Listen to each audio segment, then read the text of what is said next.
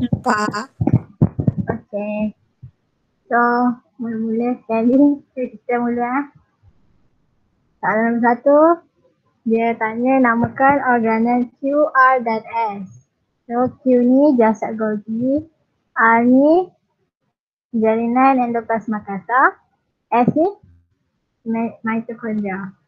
Boleh kan? Boleh. Okay. Lepas tu dia tanya, terangkan mengapa sel sperma mengandungi banyak organel S.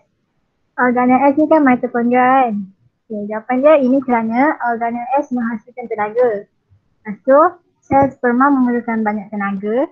Lepas tu untuk berenang ke arah sel telur. Faham? Faham. Okay. Terusnya, C. Dia tanya nyatakan proses yang berlaku di dalam organel Q dan R. C, Q tadi apa? Q tadi jasad Golgi. Dia punya proses memproses, membungkus dan mengubah suai protein. Boleh jawab mana-mana saja. Seterusnya R. R pula dia punya proses ialah mengangkut protein yang disintesis oleh ribosom. Faham? Nah, ni korang tahu kan? Basic. Lepas tu ditanya lagi, ID, namakan dua enzim luar sel yang dirembes oleh sel itu. Mana-mana enzim korang boleh, enzim amylase, trypsin, lipase, ada lagi. Mana-mana lah. Boleh? Boleh ke tak? Okay. P, nyatakan bilangan P jika sel ini mengalami mitosis. Terangkan jawapan anda. P ni apa? Kromosom kan? Kan. Lepas tu, ditanya bilangan. So, jawapan dia 6 sebab sel anak yang dihasilkan selepas mitosis adalah diploid. Maknanya sel dia sama dengan sel induk. Boleh tak? Korang faham tak? Faham. Okay. So, soalan nombor 2.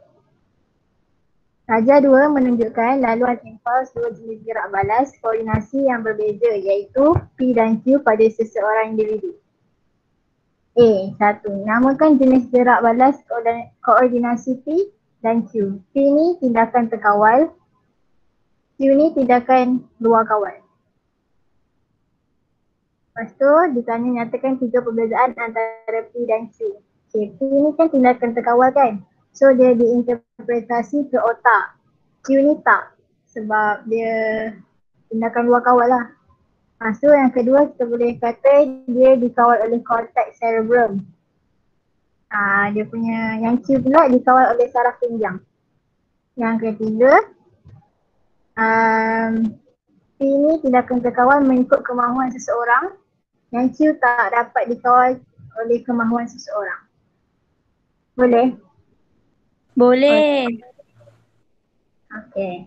B pula ditanya, Rajah 2.2 menunjukkan penghantaran maklumat impuls merentasi celati. Celati ni apa? Sinaps kan? Okay, terangkan penghantaran impuls merentasi celati. Penghantaran impuls merentasi celati ialah impuls saraf tiba di bonggol sinaps pada terminal akson. Vesikel sinaps dirangsang untuk membebaskan neurotransmitter. Neurotransmitter meresap merentasi sinaps ke dendrit neuron penerima. Dendrit dirangsang membentuk impuls saraf yang baru. Yang ni korang boleh tengok dalam buku ada. Boleh? Boleh. Yang C, koordinasi adalah proses yang melibatkan penyelarasan antara efektor dan sistem saraf dalam badan untuk menghasilkan gerak balas terhadap rangsangan tertentu. Huraikan apa yang berlaku ke atas mangsa rompakan apabila ditembak dan peluru terkena pada turus vertebra lumbar. Jawapan dia mangsa akan lumpuh. Ini kerana dalam turus vertebra mengandungi saraf tunjang yang mengandungi interneuron.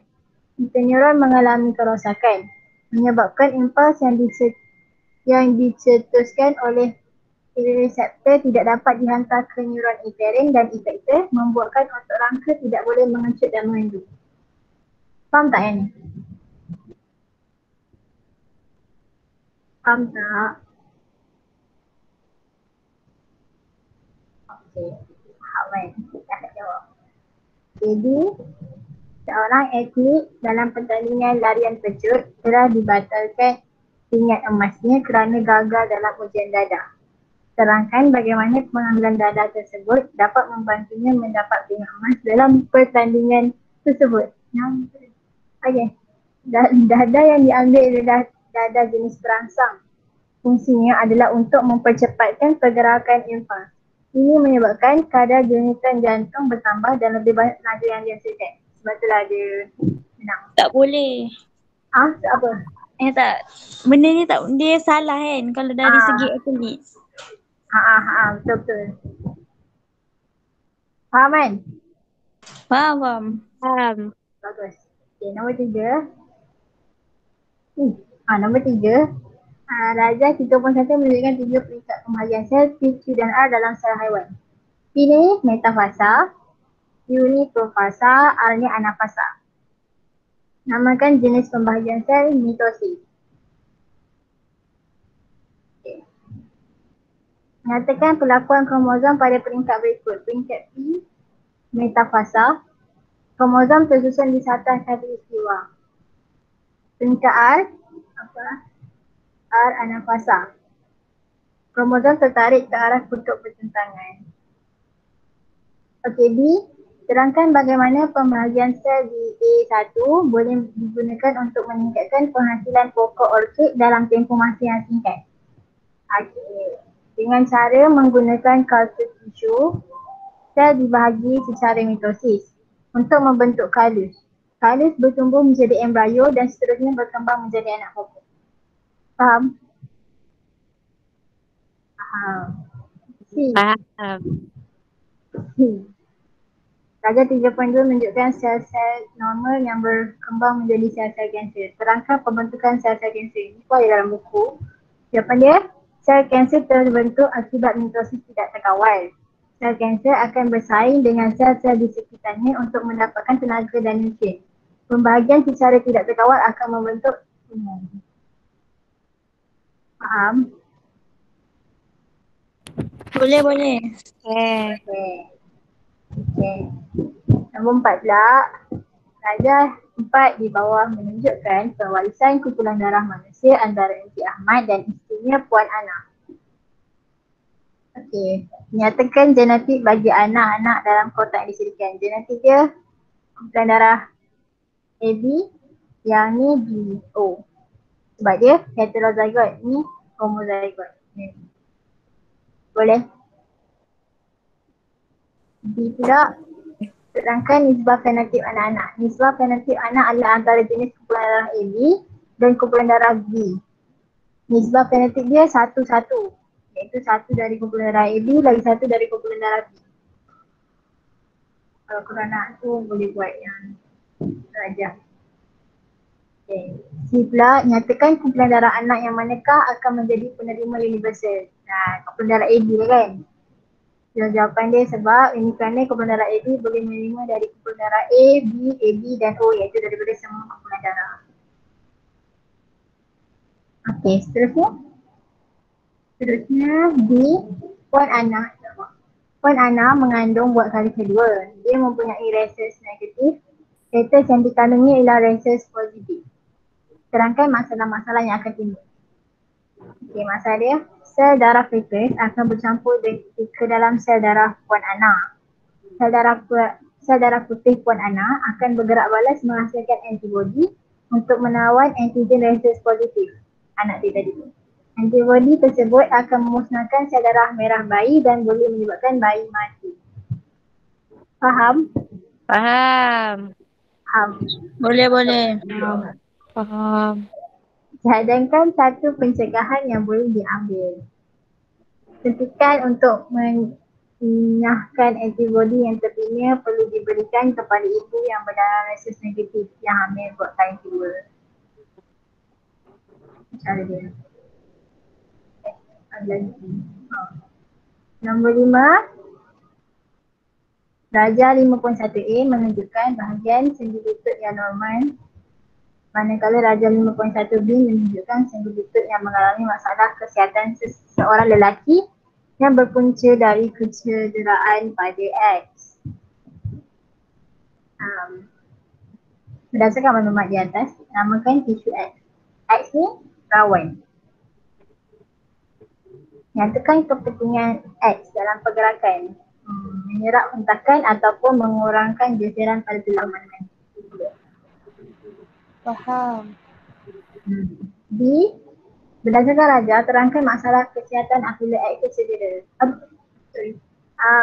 Masalah ni boleh jadi osteoarthritis. Ini kerana kehausan rawan. Terangkan cara mengatasi masalah tersebut dengan mengambil glukosamin dan chondroitin. Ini adalah untuk membina tulang rawan bagi mengelakkan kehausan rawan. B pula, Raja 5.2 menunjukkan otot dan tulang yang membuatkan burung terbang. Namakan P dan Q. P ni pectoralis major dan Q tu pectoralis minor. Kita tahu kan. Okay, yang kedua, bincangkan dengan ringkas peranan P dan Q dalam pergerakan burung. Okay, yang ni apabila P mengendur dan Q mengecut, sayap dinaikkan ke atas dan ke hadapan. P pectoralis major dengan Q pectoralis minor tu. Lepas tu apabila P mengecut pula dan Q pula mengendur, sayap digerakkan ke bawah dan ke belakang. Okay, yang last sekali, terangkan kesan terhadap pergerakan burung jika R terkoyak. R mana R? R ni, ni. R tu tahu tak? Apabila R terkoyak, P dan Q tidak dapat bertindak secara antagonis. Burung tidak boleh terbang. Secara antagonis tu maknanya mengecut mengendur tulang. So boleh? Boleh. Boleh. Boleh. Boleh Fakria. Okay, bagus. Ada soalan kan? Tak ada. Tiada. Bagus. Okay, itu saja daripada saya. Terima kasih. Okey, siapa yang ada soalan? Cikgu. Ya. Saya nak tanya. Saya tak tanya. Saya nak tanya je.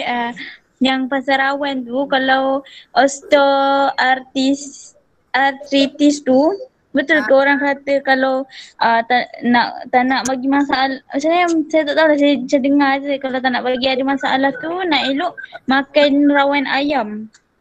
Tak ada kaitan. Tak ada kaitan ayo. Setakat ni masih lagi ada kaitan saja.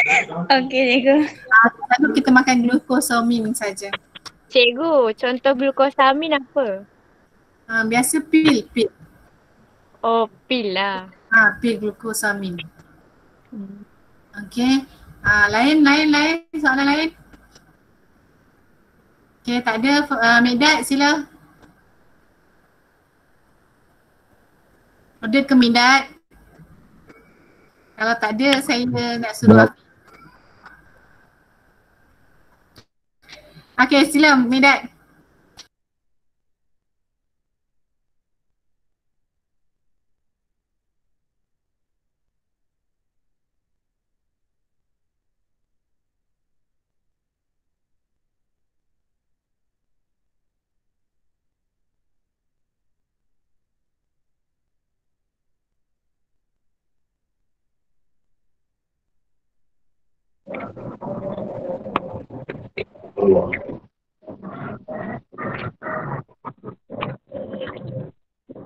Nampak? Oi.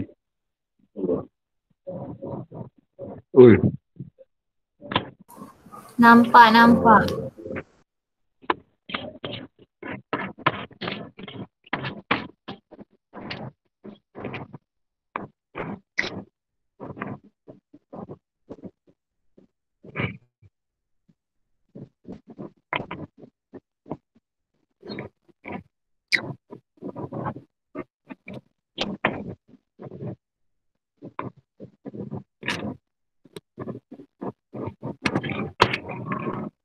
Allah.